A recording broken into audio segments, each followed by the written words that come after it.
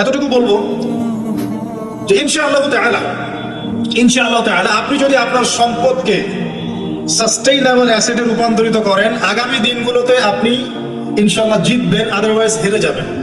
For example, আপনি যদি আপনার সম্পদকে জমিতে কনভার্ট করেন, গবাদি পশুর প্রজেক্ট করেন, আপনি যদি মাছের প্রজেক্ট করেন, ব্যবসা ইনভেস্ট করেন, বা কিছু গোল্ড রাখেন, কিছু সিলভার, কিছু আপনার রূপা রাখেন, ইত্যাদি ইত্যাদি, পরবর্তী সময়গুলোতে গিয়ে আপনার সম্পদের মান কমে যাবে না, ইনশাআল্লাহ বাড়বে। আপনি সমস্ত সম্পদ যদি পেপার মানির মধ্যে রেখে দেন, আস্তে আস্তে আপনার সম্পদের মান কমবে। সামনে 10, 15, 20, 30 বছর পর আপনি সম্পদ হারাবেন। এর চেয়ে বেশি কিছু আমি বলতে পারবো না, বাকিটা আপনারা পড়াশোনা করে বুঝে নেবেন। ইসলাম বলেছেন, একজন মুমিনের পায়ে যদি একটা কাঁটা বিঁধে, চলতে চলতে একটা কাঁটা বিঁধে, এর বিনিময়ে আল্লাহ পাক তার গুনাহগুলো মাফ করে দিবেন। যে বিষয়টা বলছিলাম, যে আল্লাহ রাব্বুল আলামিন সূরা আরাফের 179 নম্বর আয়াতে বলেছেন যে আমি প্রচুর জিনের মানুষকে সৃষ্টি করেছি জাহান্নামের জন্য, যার দলিল আমরা একটা হাদিস থেকে দিলাম যে উম্মতে মুহাম্মাদি 73 দলে ভাগ হয়ে যাবে, যার 72টা দলে জাহান্নামে যাচ্ছে, একটা জান্নাতে যাবে। তার মানে সংখ্যা কম হচ্ছে। আরেকটা দলিল দিচ্ছিলাম যে আল্লাহ রাব্বুল আলামিন কোরআনুল কারীমের শব্দের অপচয় করেন না। একটা শব্দ দিয়ে তিনি একটা কওমের ইতিহাস তুলে ধরেছেন। যেমন যুলকারনাইন যাচ্ছিলেন পূর্ব দিকে, যেতে যেতে একটা কওমকে দেখলেন যে কওমের সূর্যের আলো থেকে বাঁচার মতো প্রযুক্তি জানা ছিল না, এতই মানবেতর জীবনযাপন করত। আল্লাহ পাক এই কওম সম্পর্কে বললেন, কাযালিক, এরা এমনই ছিল। একটা শব্দ দিয়ে কওমের পুরো হিস্ট্রি বলা শেষ। এই কাযালিকা শব্দ দিয়ে আপনি তাফসীর দেখতে পারেন এই কওম সম্পর্কে কত কি বলা হয়েছে। সে আল্লাহ রাব্বুল আলামিন সূরাতুর রহমানের মধ্যে একই আয়াত 31 বার রিপিট করলেন বা 32 বার রিপিট করলেন।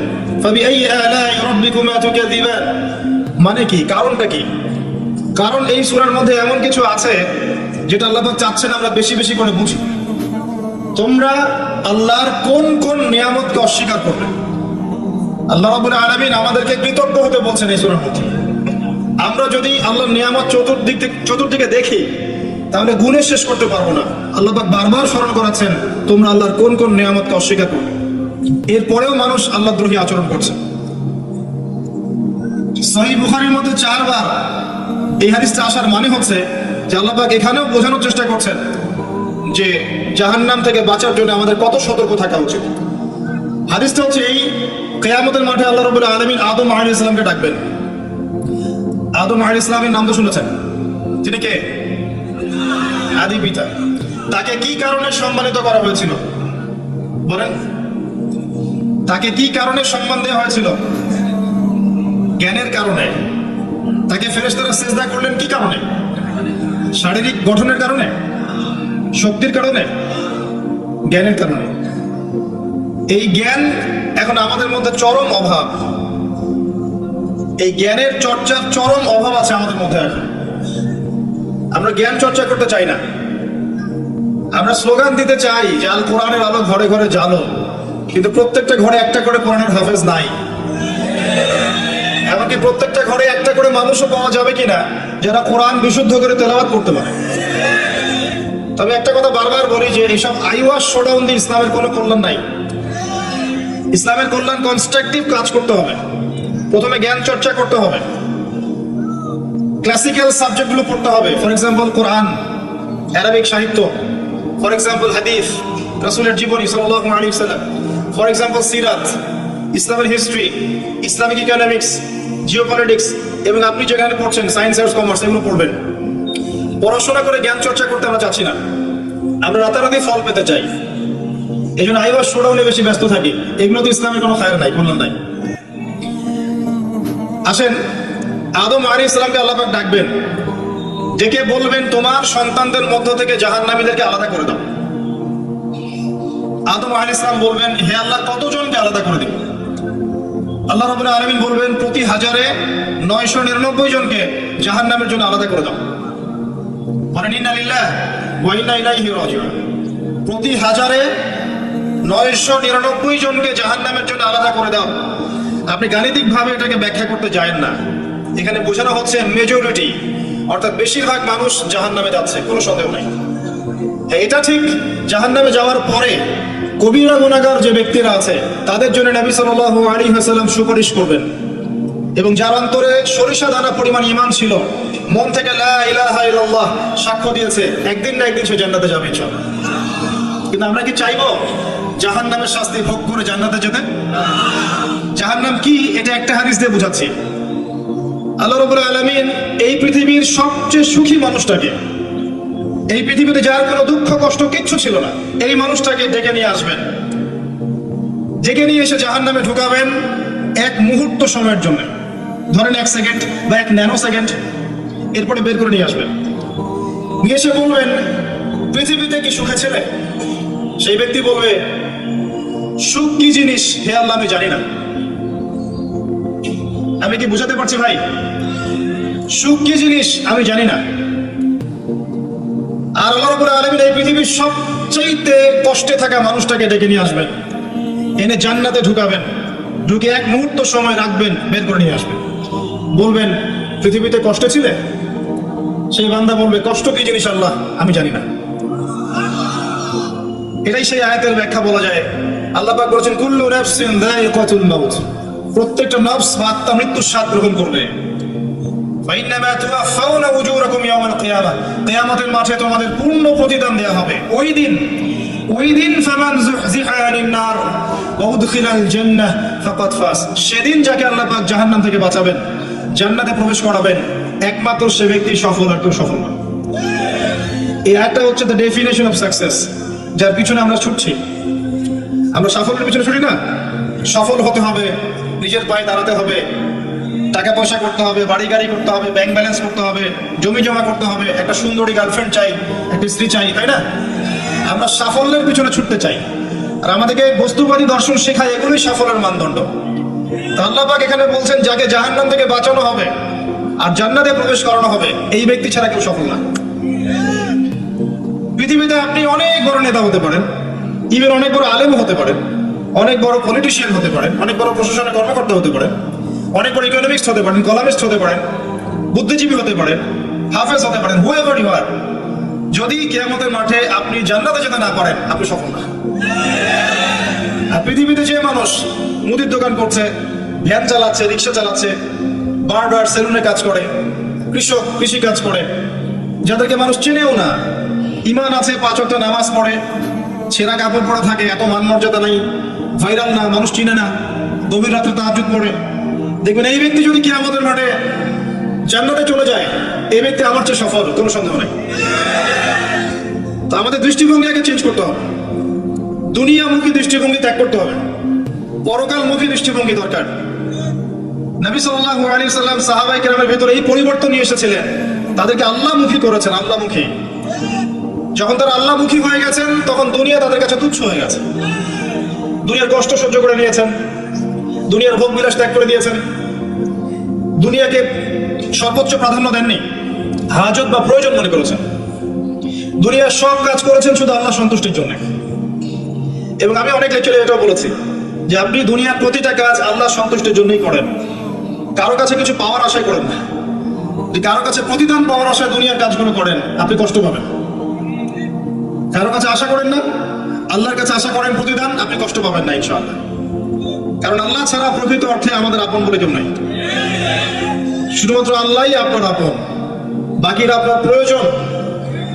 মানুষ মানুষকে ভালোবাসতে পারে না, মানুষ মানুষের অবস্থানকে ভালোবাসে। এটা আপনারা হারে হারে ফিল করবেন যত দিন যাবে, দেখবেন এটা আখিরুজ জামান, এটা আখিরুজ জামান, শেষ জামানা চলছে।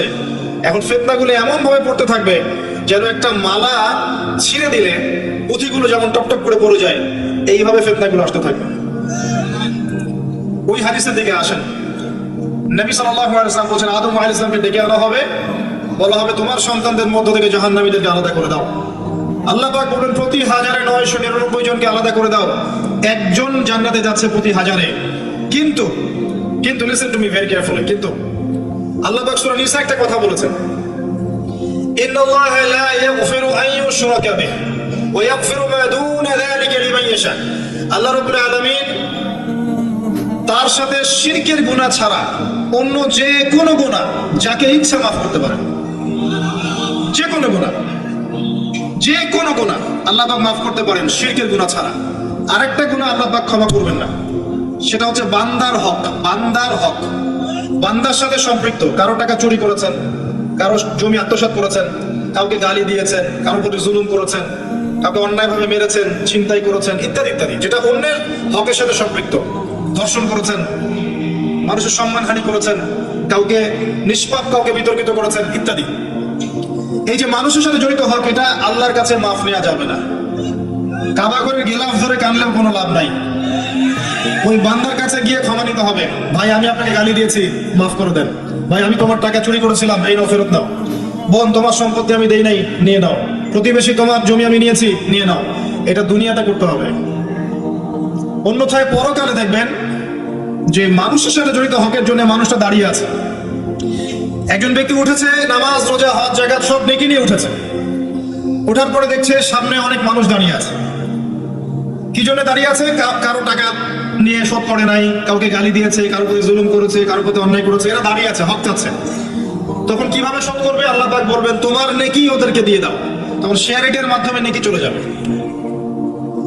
কথা বুঝতে পারছেন? তখন আরো অত্যাধুনিক প্রযুক্তি থাকবে, নেকি কনভার্ট। আর নেকি দিতে দিতে যদি নেকি শেষ হয়ে যায়, তখন ওই ব্যক্তিদের গুনাহ তার আমলনামায় চলে আসবে। তারপর ওই ব্যক্তিরা জান্নাতে যাবে, এই ব্যক্তি জাহান্নামে যাবে।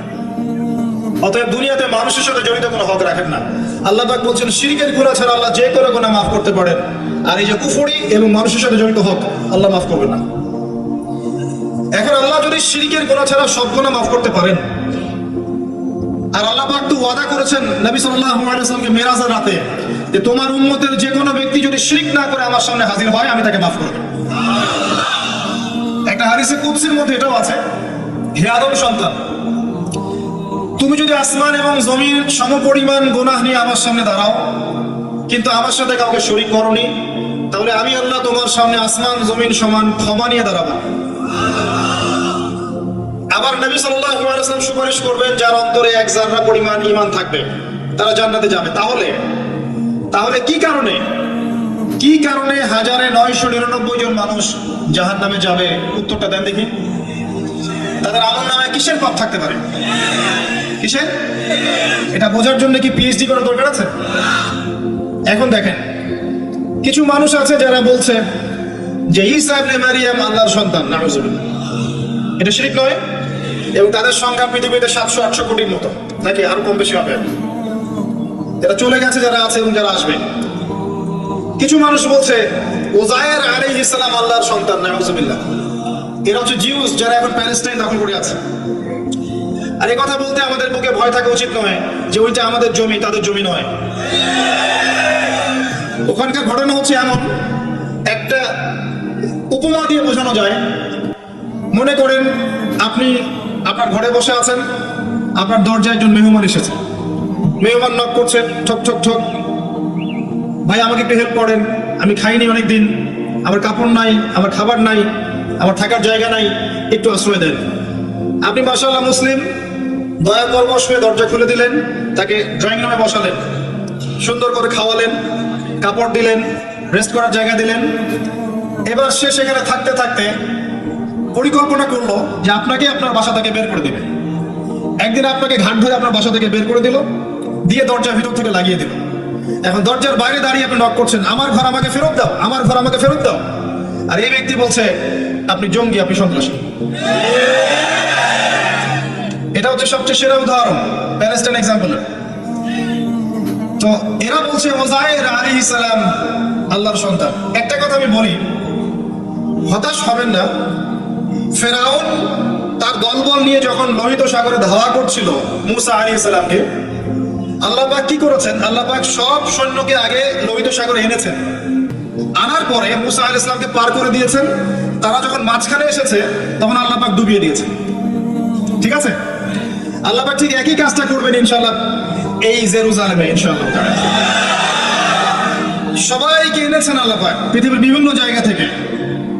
একটা নির্দিষ্ট সময় পর্যন্ত ওরা বিশ্বকে রুল করবে সামনে, একটা নির্দিষ্ট সময় পর্যন্ত এরা বিশ্বকে শাসন করবে সামনে অচিরেই। কিন্তু এরপরে আল্লাহ রাব্বুল আলামিন ঈসা ইবনে মারিয়ামকে নামাবেন এবং তার হাতে তাদের নেতা মাসিহুদ দাজ্জাল নিহত হবে ইনশাআল্লাহ তাআলা। এবং পুরো কলোনি কমিউনিটি একসাথে কলাপস করে যাবে, পৃথিবী থেকে তার নাম অস্তিত্ব মুছে যাবে ইনশাআল্লাহ তাআলা। আল্লাহ পাক ওই লোহিত সাগরের সুন্নাহ এখানে অ্যাপ্লাই করবেন ইনশাআল্লাহ। আল্লাহ পাক এই কারণে একত্রিত করেছেন, এটা আল্লাহ পাকের স্টাইল সুন্নাহ। আসেন, এরা বলছে উযাইর আলাইহিস সালাম আল্লাহর সন্তান। আবার দেখেন কিছু মানুষ বলছে আল্লাহকে পাওয়ার জন্য স্ট্যাচু ওয়ার্শিপ করা যায়, এরা হচ্ছে আল্লাহকে পাওয়ার মাধ্যম। কিছু মানুষ বলছে কবরে সেজদা করা যায়, কবরে শায়িত ব্যক্তি আল্লাহর কাছে সুপারিশ করবে। কিছু মানুষ বলছে আল্লাহ ছাড়া অন্য কারো কাছে দোয়া করা যায়, তিনি অনেক বুজুর্গ ব্যক্তি ছিলেন, আমার দোয়া পৌঁছে দিবেন আল্লাহ পর্যন্ত। কিছু মানুষ বলছে আল্লাহ ছাড়া অন্য কারো নামে নজর করা যায়, জবাই করা যায়, কসম করা যায়, ইত্যাদি ইত্যাদি। আর কিছু মানুষ আল্লাহর হালালকে হারাম করছে, আল্লাহর হারামকে হালাল করছে।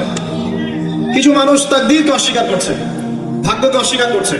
কিছু মানুষ দুনিয়া নিয়ে এতই ব্যস্ত হয়ে আছে, দিনের যাররা পরিমাণ ফিকির নাই। আবার কিছু মানুষ এই উম্মতের মধ্যে দাবি করছে মুহাম্মদ সাল্লাল্লাহু আলাইহি ওয়াসাল্লাম শেষ নবী নন, আরো নবী আসতে পারে, এবং তারা প্রকাশ্যে মাহফিল করার চেষ্টা করছে এখন বাংলাদেশ। আবার কিছু মানুষ বলছে আমরা কোরআন মানি, হাদিস মানি না। এই যতগুলো কথা আমি বললাম এর প্রত্যেকটাই হচ্ছে শিরক। এই শিরকগুলো হয় তিন ভাবে: চিন্তায় শিরক হয়, কথায় শিরক হয়, এবং কাজে শিরক হয়। চিন্তা, কাজ এবং কথা, আকীদায় শিরক থাকে, আমলে শিরক থাকে, আবার কথাতেও শিরক থাকে।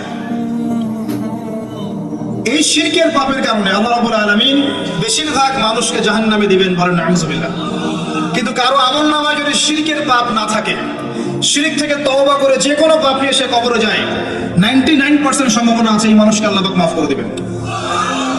তাহলে আমরা আজকে এতটুকু শিখলাম, প্রথমে সবচেয়ে বেশি কেয়ারফুল থাকতে হবে শিরকের ব্যাপারে, সবচেয়ে বেশি কেয়ারফুল থাকতে হবে শিরকের ব্যাপারে এবং বেদাতের ব্যাপারে। এটা কি জিনিস? বেদাত হচ্ছে এমন জিনিস, মানে আমিলা আমালান লাইসা আলাইহি আমরুনা ফাহুয়া রাদ। নবী সাল্লাল্লাহু আলাইহি ওয়াসাল্লাম বলেছেন, কেউ যদি এমন কোনো কাজ করে ইসলামের মধ্যে যে কাজের পিছনে আমার কোনো দলিল নাই, প্রমাণ নাই, আমার পক্ষ থেকে কোনো আদেশ নাই বা নিষেধ নাই, কোনো হুজ্জত নাই, এটাই বেদাত, প্রত্যাখ্যাত। আর আপনার প্রতিটা কাজ হতে হবে শুধুমাত্র নবী সাল্লাল্লাহু আলাইহি ওয়াসাল্লামের সুন্নাহ মতো।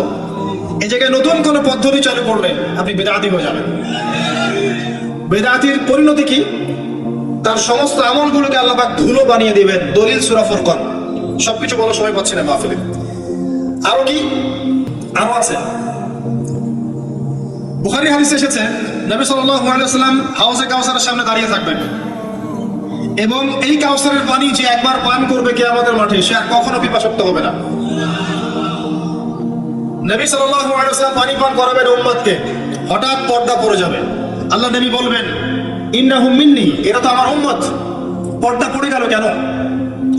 তাকে জানানো হবে ইন্নাকা লা তাদরি মা আহদাসা বা'দাক, হে নবী আপনি জানেন না আপনার মৃত্যুর পর এরা আপনার শরীয়তের মধ্যে কত বেদাত চালু করেছিল। তো বেদাতীদের সম্পর্কে নবী সাল্লাল্লাহু আলাইহি ওয়াসাল্লাম বলবেন সুহকান সুহকান লিমান গায়্যারা বা'দি, দূর হও যারা আমার দ্বীনের মধ্যে সংযোজন করেছে, দূর হয়ে যাও। নবীজি অভিশাপ দিবেন, নাউযুবিল্লাহ। আরেকটা মারাত্মক বিষয় হচ্ছে বেদাত করতে থাকলে মানুষ তওবা করে না। একজন চোর তওবা করতে পারে, সে জানে এটা খারাপ কাজ। একজন জেনাকারী তওবা করতে পারে, সে জানে এটা খারাপ। একজন পতিতালয়ের মেয়ে তওবা করতে পারে, সে জানে এটা খারাপ। কিন্তু যে ব্যক্তি ইসলামের কাজ করছে ভালো মনে করে, সে মনে করছে এগুলো কল্যাণের কাজ, ভালো কাজ, সে কখনো তওবা করতে চাইবে না। এই কারণে বেদাতি শেষ পর্যন্ত তওবা করে না। অতএব শিরকের বেদাতের এই পাপ থেকে দূরে থাকেন। এরপরে আমি সামনে যাই। আরেকটা মেজর জিনিস থেকে আমাদেরকে বেঁচে থাকতে হবে, সেটা হলো হারাম রিজিক। আজকে আমাদের রিজিকের যে সিস্টেমটা আছে, এর মধ্যে বেশিরভাগ পরিবারে হারাম রিজিক ঢুকে গেছে, বলে নাউযুবিল্লাহ। কেউ সরাসরি হারাম, কেউ ঘুরিয়ে ফিরিয়ে হারাম। সবচেয়ে বড় মারাত্মক যে হারামটা ঢুকেছে তার নাম হচ্ছে রিবা বা সুদ। ম্যাক্সিমাম আমরা সুদখোর। আমার কিসের দাড়ি টুপি এগুলো দেখার প্রয়োজন নাই, আমি নিজেও সুদখোর। কিভাবে? প্রত্যক্ষভাবে না হলে পরোক্ষভাবে। মনে করেন আমি একটা ফ্ল্যাটে ভাড়া থাকি, ফ্ল্যাটের মালিক আমার ভাড়ার টাকা দিয়ে তার ব্যাংকের লোন শোধ করে, পরোক্ষভাবে আমি সুদের সাথে সম্পৃক্ত আছি। আপনি বাঁচতে পারবেন না। এই জামানা সম্পর্কে নবী সাল্লাল্লাহু আলাইহি ওয়াসাল্লাম বলেছেন, এমন একটা জামানা আসবে যে জামানায় মানুষ সুদ থেকে বেঁচে থাকতে পারবে না। যে বেঁচে থাকার চেষ্টা করবে তার গায়েও সুদের ছিটা ফোঁটা গিয়ে লাগবে। কোনো সন্দেহ নেই এটা সেই জামানা, টপ টু বটম সব জায়গায় সত্য। আর জানি না এই আয়াতগুলো কোরআনে আছে কি না আদৌ, বা এগুলো মানুষকে শোনানো হয় কি না আদৌ। তো আমি আমার জায়গা থেকে চেষ্টা করছি। আল্লাহ বা কোরআনে বলেছেন, কে বলেছেন? আল্লাহ বলেছেন। আমি অনুবাদ করছি, আমি জাস্ট অনুবাদক। সূরা বাকারা 279 থেকে পড়া শুরু করেন। আল্লাহ পাক বলেন, ইয়া আইয়ুহাল্লাযীনা আমানু, হে মুমিনগণ, তুমি যদি মুমিন হয়ে থাকো, হে মুমিনগণ, ইত্তাকুল্লাহ, তোমরা আল্লাহকে ভয় করো। ইত্তাকুল্লাহ, তোমরা আল্লাহকে ভয় করো। ইত্তাকুল্লাহ, তোমরা আল্লাহকে ভয় করো। ওয়াযারু মা বাকিয়া মিনার রিবা, সুদের অবশিষ্ট অংশগুলো ছেড়ে দাও। ইন কুনতুম মুমিনিন, যদি প্রকৃত অর্থে মুমিন হয়ে থাকো। ওয়া ইন লাম তাফআলু, আমি আল্লাহ বলছি তোমরা যদি এটা না করো, ফাযরু বিহারবিন মিনাল্লাহি ওয়া রাসূলিহি, তাহলে আল্লাহ এবং তার রাসূলের সাথে যুদ্ধের ঘোষণা শুনে রাখো। গো হেড, এখন রাস্তা আপনার। আমি অনুবাদ করে শুনিয়ে দিয়েছি, আপনার কান পর্যন্ত পৌঁছে গেছে। এখন decision is yours, path is yours, choose your path. রাস্তা আপনার, আপনি ফিক্স করেন কি করবেন। যদি আপনি সুদ খান 1 নাম্বার, অথবা দেন 2 নাম্বার, 3 আপনি সাক্ষী থাকেন, 4 লিখে রাখেন, আপনি সমান পাপী। এই 4 শ্রেণীর মানুষকে নবী সাল্লাল্লাহু আলাইহি ওয়াসাল্লাম অভিশাপ দিয়েছেন, লাআনত করেছেন। আর নবী সাল্লাল্লাহু আলাইহি ওয়াসাল্লাম অভিশাপ নিয়ে যদি আমরা কবরে যাই, তাহলে মান নবিয়্যুক উত্তর দিতে পারবো, এটা বিশ্বাস করা বোকামি। তার অভিশাপ নিয়ে যদি আমরা হাসরের মাঠে উঠি, হাউজে কাউসারের পানি পাবো, প্রত্যাশা করাটা বোকামি হবে। তার অভিশাপ নিয়ে যদি আমরা হাসরের মাঠে উঠি, তাহলে তিনি আমাদের জন্য সুপারিশ করবেন, এটা ভাবা বোকামি হবে। মেরাজের রাতে আল্লাহ রাসূল দেখে এসেছেন, 1 শ্রেণীর মানুষকে রক্তের নদীতে ফেলে মাথা ফাটিয়ে দেওয়া হচ্ছে। নবী জিজ্ঞাসা করলেন সাল্লাল্লাহু আলাইহি ওয়াসাল্লাম, এরা কারা? হে জিবরাইল। জিবরাইল আলাইহিস সালাম বলেন, এরা আপনার উম্মতের সেই সব ব্যক্তি যারা ছিল সুদখোর, যারা সুদের মধ্য দিয়ে মানুষের রক্ত চুষে খেয়েছে। আজকে রক্তের নদীতে এদেরকে ফেলে মাথা ফাটিয়ে দেওয়া হচ্ছে। কি করবেন আপনি ফিক্স করেন। ইসলাম তরবারির জোরে ছড়ায় নাই। আমি আপনার গর্দানে তরবাল ধরে বলবো না যে সুদ ছেড়ে দেন, বলবো? কেউ বলবে না। ইসলাম এভাবে ছড়ায় নাই। ইসলাম সৌন্দর্য দিয়ে ছড়িয়েছে, সুন্দর উপদেশ দিয়ে ছড়িয়েছে। উদউ ইলা সাবিলি রাব্বিকা বিল হিকমা ওয়াল মাউইযাতিল হাসানা ওয়াজাদিলহুম বিল্লাতি হিয়া আহসান, এভাবে ইসলাম ছড়িয়েছে। ফাযাক্কির ইন নাফআতিয যিকরা সায়াযাক্কারু মান ইয়াখশা, হে নবী আপনি উপদেশ দিন, যদি উপদেশ কাজে লাগে। শীঘ্রই যারা আল্লাহকে ভয় করে তারা আপনার উপদেশ গ্রহণ করবে ইনশাআল্লাহ। ওয়ায়াতাজান্নাবুহাল আশকা, যারা পাপাচারী ফাসিক তারা উপদেশ গ্রহণ করবে না। ফাযাক্কির ইন্নামা আনতা মুযাক্কির, আপনি উপদেশ দিন, আপনি শুধু উপদেশদাতা। লাসতা আলাইহিম বিমুসাইতির, আপনি কারো উপর দারোগা নন। এটা একজন দায়ীর কাজ, একজন আলেমের কাজ, এর বেশি কিছু না। আমাদের ম্যাক্সিমাম রিজিকের মধ্যে সুদ ঢুকে গেছে। হয় আমরা খাচ্ছি, না হলে দিচ্ছি, না হলে সাক্ষী থাকছি, না হলে লিখে রাখছি। আরেকটা কথা বলি, এই হাদিসটাও শুনে রাখেন। নবী করিম সাল্লাল্লাহু আলাইহি ওয়াসাল্লাম কার নবী? আপনার তো, আপনারই তো নবী। তিনি বলেছেন সুদের পাপের 73টা শাখা আছে। কতটা? যার সর্বনিম্ন শাখা হচ্ছে নিজের মায়ের সাথে জেনা করা। এখানে যদি একটা বিল্ডিং থাকে, যে বিল্ডিং এর মধ্যে মনে করেন কথার কথা না আউযুবিল্লাহ অনেক প্রস্টিটিউট মহিলা আছে, কথা বুঝতে পারছেন? এখানে আছে অনেক প্রস্টিটিউট মহিলা, যারা এখনকার ভাষায় সেক্স ওয়ার্কার্স, কারণ তারা যৌনকর্মী বলতে চায়, পতিতা শব্দ ইউজ করতে চায় না। তারা এটাকে একটা স্বীকৃতি দিতে চেষ্টা করছে। সেক্স ওয়ার্কার্স এটা একটা কাজ, নাউযুবিল্লাহ। এই কারণেই সমাজে বেশি বেশি মহামারী ছড়াবে। এই কারণেই সমাজে এমন এমন কিছু পাপ ছড়াবে, এমন কিছু রোগ ছড়াবে যে এই রোগগুলো কখনো ছিল না ইতিহাসে। এই কারণেই হাদিস এসেছে, শেষ জামানায় যখন অশ্লীলতা বেড়ে যাবে, বেহায়াপনা বেড়ে যাবে, নগ্নতা বেড়ে যাবে, তখন সমাজে বেশি বেশি এমন এমন রোগ ছড়াবে যে রোগগুলো আগে কখনো ছিল না। মনে করেন এখানে আমার একটা বিল্ডিং আছে, সেখানে কিছু সেক্স ওয়ার্কার্স আছে, এখানে কেউ ম্যানেজার, কেউ কাজ করে, কেউ মনে করেন দারোয়ান, কেউ মনে করেন ডিলার এগিয়ে দিচ্ছে, কেউ মনে করেন যে ঘরে ঢুকিয়ে দিচ্ছে, ইত্যাদি ইত্যাদি। এক একজন এক এক সেকশনে কাজ করছে, অনেকটা কর্পোরেট সেকশনের মতো। এখন আপনি কি তাদের কারো বাসায় দাওয়াত খেতে চাইবেন? চাইবেন? আপনি কি তাদের কারো উপার্জন খেতে চাইবেন? যদি এমন হয় এখানে সব সেক্স ওয়ার্কার্স নয়, সবাই আমাদের মা, নাউযুবিল্লাহ। শব্দটা প্রয়োগ করলাম আঘাত করার জন্য, কারণ নবীজি বলেছেন মায়ের কথা। মনে করেন এরা সবাই আমাদের মা, নাউযুবিল্লাহ। এখন কি আপনি এটাকে পছন্দ করবেন? এখানে যদি কেউ কাজ করে তার রিজিক খেতে চাইবেন? রিবার মধ্য দিয়ে আমরা এগুলো করছি, কোনো ফিকির নাই, যায় আসে না কাজ কারো কিছু, দিব্যি খাচ্ছে। যখন দেখবেন পাপ করতে করতে করতে করতে আমার মনের মধ্যে কোনো রিয়াকশন হচ্ছে না, তখন বুঝে নেবেন কলব মরে গেছে, ডিস্ট্রয়েড, ডেড হার্ট। হ্যাঁ, একজন মুমিনের পরিচয় হচ্ছে ছোট ছোট পাপ তার কাছে পাহাড়ের মতো মনে হবে, আর একজন ফাসিকের পরিচয় হচ্ছে বড় বড় পাপ তার কাছে মাছির মতো মনে হয়, তাড়ালেই চলে যায়। আরো আছে, সহিহ বুখারীর একটা হাদিসে নবী বলেছেন, যে ব্যক্তি 1 দিরহাম সুদ খায় সে যেন 36 বার জিনা করেছে। একবার জিনা করার শাস্তি 100 বেত্রাঘাত এবং 1 বছরের জন্য বহিষ্কার, যেটাকে আমরা উস্কে দিয়ে এখন বলি কাছে আসার গল্প। একবার সূরা নূর পড়েন, সূরা নূরের প্রথম আয়াতগুলো পড়েন। যদি কেউ জিনা করে একবার 100 বেত্রাঘাত এবং 1 বছরের জন্য বহিষ্কার।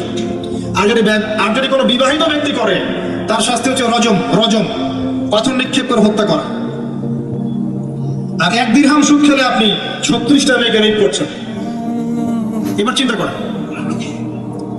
এই শাস্তিগুলো যদি দুনিয়ায় কার্যকর না হয় এবং দুনিয়াতে যদি আমরা তওবা না করে যেতে পারি, পরকালে কার্যকর হবে কোনো সন্দেহ নাই। দুনিয়াতে শোধ করে যাওয়া ভালো পরকালের চাইতে। অতএব আল্লাহর ওয়াস্তে আমি হাত জোর করে রিকোয়েস্ট করছি, আল্লাহর ওয়াস্তে সুদ ছেড়ে দেন। ভ্যান চালায় খান, সবজি বিক্রি করে খান, একটা ছোট কাপড়ের ব্যবসা করে খান, একটা মাছের আড়ত করে খান, গবাদি পশু প্রতিপালন করে খান, কৃষি কাজ করে খান, আল্লাহর ওয়াস্তে সরে যায় না। আপনার পুরো দুনিয়া এবং আখিরাত বরবাদ হয়ে যাবে এবং আপনি এর মধ্য দিয়ে আল্লাহর সাথে যুদ্ধ করছেন, নবীর সাথে যুদ্ধ করছেন। এর উপরেও আছে পেপার মানির মধ্যে সুদ। ওই যে বললো 1 দিরহাম, এই দিরহাম আবার কি জিনিস? দিরহাম মানে রৌপ্য মুদ্রা। দিনার এটা কি জিনিস? স্বর্ণ মুদ্রা, ইসলামিক মুদ্রা। সেই যে চলে গেছে ব্রিটিশরা আসার আগে, এখন আর দেখা যায় না। একটা গোল্ড কয়েন যার মূল্যটাকে ইকোনমিক্সের ভাষায় বলে ইন্ট্রিনসিক ভ্যালু। এই ভ্যালুটা এই স্বর্ণ মুদ্রার ভিতরেই থাকে।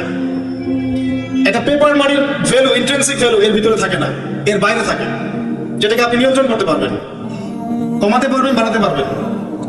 আর এর সাথে যখন পেট্রোডলার অ্যাড হয়েছে তখন তো মাশাআল্লাহ জুলুম আরো উপরে উঠে গেছে। আর যারা পেট্রোডলার সিস্টেম চালু করেছে, এইসব ভোগবিলাসী আরবদেরকে আমরা বলি এরা হচ্ছে আমিরুল মুমিনিন, নাউজুবিল্লাহ, সুবহানাল্লাহ। কত অন্ধ হলে মানুষ এদেরকে আমিরুল মুমিনিন মনে করতে পারে। যারা মুসলিমদের প্রপার্টি সব আমেরিকার হাতে তুলে দিয়েছে, আর সেই প্রপার্টি দিয়ে এরা বম্বিং করে করে সারা বিশ্বের মধ্যে মুসলিম হত্যা করছে।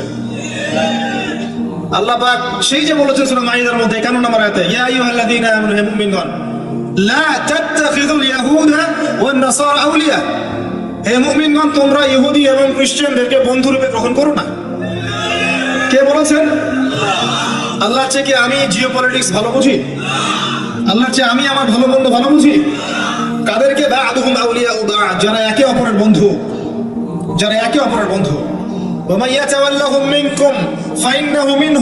তোমাদের মধ্যে কেউ যদি ওদের দিকে মুখ ফিরায় সে তাদের অন্তর্ভুক্ত, এই উম্মার কেউ না তারা। সেটাই হোক, বিশ্বের এইসব নামধারী মুসলিম কান্ট্রিদের চাইতে বাংলাদেশের পররাষ্ট্রনীতি অনেক ভালো আছে, 1000 গুণে ভালো আছে। কি মনে করে তারা? এসব ফাসেকা জালেমদেরকে আপনি আমিরুল মুমিনিন মনে করছেন? আল্লাহ পাক বোঝার তৌফিক দান করুন। আসেন, রিভার কথা বলতে গিয়ে কথাটা আসছি, ইন্ট্রিনসিক ভ্যালু বলে একটা বিষয় আছে। এত ডিটেইলস বিষয় মাহফিলে বলা সম্ভব না।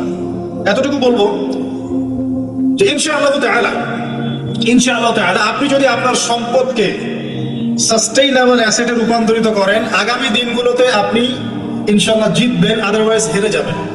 ফর এক্সাম্পল, আপনি যদি আপনার সম্পদকে জমিতে কনভার্ট করেন, গবাদি পশু প্রজেক্ট করেন, আপনি যদি মাছের প্রজেক্ট করেন, ব্যবসা ইনভেস্ট করেন, বা কিছু গোল্ড রাখেন, কিছু সিলভার, কিছু আপনার রূপা রাখেন, ইত্যাদি ইত্যাদি, পরবর্তী সময়গুলোতে গিয়ে আপনার সম্পদের মান কমে যাবে না, ইনশাআল্লাহ বাড়বে। কিন্তু আপনি সমস্ত সম্পদ যদি পেপার মানির মধ্যে রেখে দেন, আস্তে আস্তে আপনার সম্পদের মান কমবে। সামনে 10, 15, 20, 30 বছর পর আপনি সম্পদ হারাবেন। এর চেয়ে বেশি কিছু আমি বলতে পারবো না, বাকিটা আপনারা পড়াশোনা করে বুঝে নেবেন। যেটা বলতে চাচ্ছি, ইকোনমিক সেকশনে আমরা সবাই মোটামুটি হারামের সাথে সম্পৃক্ত। এর পাশাপাশি আছে আবার ঘুষ, আছে না? না দিলে চাকরি হয় না, সুবহানাল্লাহ। আবার অনেক আলেম ফতোয়া দিচ্ছে এখন, তুমি যদি যোগ্য হয়ে থাকো কিন্তু তোমাকে জব দিচ্ছে না, তাহলে তোমার জন্য ঘুষ দেওয়া যায়। সুবহানাল্লাহ, কত ঘুরিয়ে ফিরিয়ে জায়েজ করছি আমরা, আল্লাহ ভালো জানেন।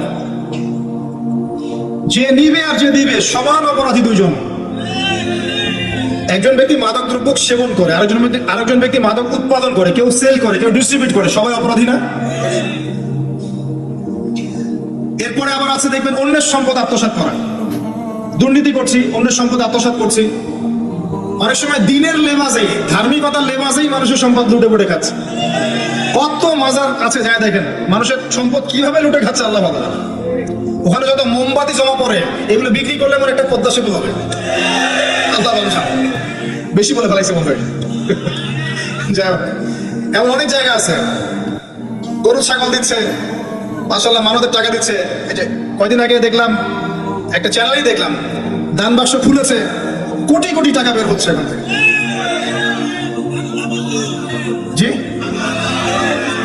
আমি মনে করতে পারছি না, বাট আমি দেখেছিলাম। তো না, ঠিক আছে, মসজিদে টাকা দিতে পারে মানুষ, সমস্যা নাই। আমি বলছি এমন জায়গা যেখানে আল্লাহর সাথে শিরক হচ্ছে। বিষয়টা হচ্ছে আমরা ধর্মের লেবাসে অনেক সময় মানুষের সম্পদ লুটে পুটে খাচ্ছি না? অনেক মুসলিম আছে যারা বোনের সম্পত্তির অধিকার দেয় নাই। আল্লাহ রাস্তায় সময় দিয়ে আসে, চিল্লা দিয়ে আসে, বলছে যে আমার বোন তো আমাকে সম্পত্তি দান করে দিয়েছে, মাশাআল্লাহ। তারপরে কেমনে দান করছে ভাই? তারপরে আমি ওকে বলছি তুই যদি আমাকে দিস তো সব হবে। তো দিয়ে দিচ্ছে, মাশাআল্লাহ। তো বললাম যে আপনি মরার আগে ওটা তাকে সওয়াবের আশায় দিয়ে দিন। এই অবস্থায় মরেন না। আমরা অনেক সময় ধর্মের লেবাসেও মানুষের সম্পদ আত্মসাৎ করি, কোনো সন্দেহ নাই। আল্লাহ পাক আমাদেরকেও হেফাজত করুন, আমিন। এক কথায় বলতে চাই প্রিয় ভাইরা, পরিবারের মধ্যে হারাম রিজিককে ঢুকতে দিয়েন না। হারাম রিজিক ঢুকলে পরে আপনার ইবাদত কবুল হবে না। আপনি ছোটখাটো কিছু করেন, হালাল রিজিক খান, অল্পতে আল্লাহ পাক সন্তুষ্ট হয়ে যাবেন ইনশাআল্লাহ তাআলা। আল্লাহ পাক তো বেশি কিছু চান না আমাদের কাছে। আল্লাহ পাক কি চান? আমরা তাকে ভালোবাসি, আমরা তার জন্য আমাদের ইবাদতগুলো ঢেলে দেই, তার সাথে শিরক না করি, তার নবীর সুন্নাহ মতো চলি, একটু হালাল খাই, একটু পর্দা করি, বাচ্চা কাচ্চাদেরকে ইসলামী আদর্শে বড় করি, পরিবারের আদর্শটা একটু ঠিক করি। এত বেশি কিছু কি আল্লাহ পাক চান আমাদের কাছে? আল্লাহ পাক কি আমাদের কলার ধরে জিজ্ঞাসা করবেন দুনিয়াতে ইসলামী খেলাফত কায়েম করা আসো নাই কেন? বলবেন না, এটা বলবেন না আল্লাহ পাক আমাদেরকে। কিন্তু যাকে আল্লাহ পাক ওই ক্ষমতা দিয়েছেন তাকে বলবেন তোমাকে ক্ষমতা দিয়েছিলাম, তুমি কেন করো নাই? কথা বুঝতে পারছেন? সবার জন্য সবকিছু না, আমরা সাধারণ মানুষ, সাধারণ মানুষের জন্য সাধারণ কাজগুলো যথেষ্ট। একটু পড়াশোনা করেন, আল্লাহ পাক তৌফিক দান করুন, একটু আমল করেন, একটু পর্দা করেন, একটু হালাল খান, তাওহীদে থাকেন, সুন্নতে থাকেন, নবীর মতো লাইফ কাটান, ৫ ওয়াক্ত নামাজ পড়েন, সামর্থ্য হলে যাকাত দেন, রমজান মাসে রোজা রাখেন, সামর্থ্য হলে হজ করেন, ইনশাআল্লাহ আপনি জান্নাতি। একটা হাদিস আমি পড়েছি ফয়জুল কালাম বইয়ের মধ্যে, মাদ্রাসায় পড়ানো হয়, ক্লাসিক্যাল একটা বই, সবাই কিনতে পারেন। ফয়জুল কালাম অত্যন্ত চমৎকার হাদিসের একটা বই। এর মধ্যে একটা হাদিস আছে যেটা পড়ে শান্তি লাগে, মনে হয় যে না আশা আছে পরকালে বাঁচার। সেটা হচ্ছে নবী সাল্লাল্লাহু আলাইহি ওয়াসাল্লাম সাহাবীদেরকে বলছেন যে তোমরা সাহাবীরা এমন একটা যুগে বাস করছো যেই যুগে ইসলামের 10% কেউ যদি ছেড়ে দেয় সে ধ্বংস হয়ে যাবে। কথা বুঝতে পারছেন? সাহাবীদেরকে নবীজি বলছেন তোমরা এমন একটা যুগে বাস করছো যেই যুগে যদি ইসলামের 10% 1/10 কেউ ছেড়ে দেয় সে ধ্বংস হয়ে যাবে।